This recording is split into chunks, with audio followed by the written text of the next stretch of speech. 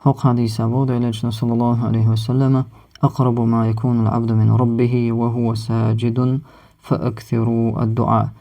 وقرأ الله يشي الله هنجارج خلشي الله هنجارج ويشول مهتك ويبوغ سجود أول شخينها فأكثر الدعاء تنديلا سجود دعاء نش دقديلش بوديلا جنو يا الله هن أجر جارج ويشول مهتك يونس.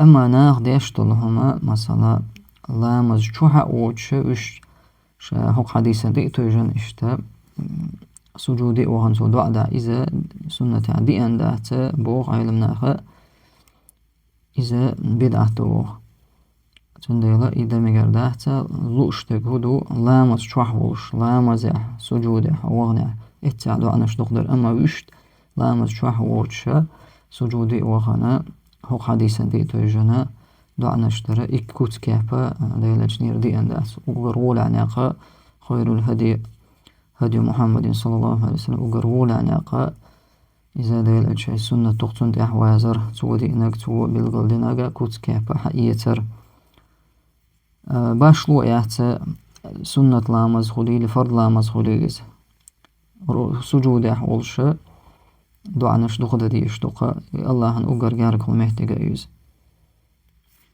والله أعلم.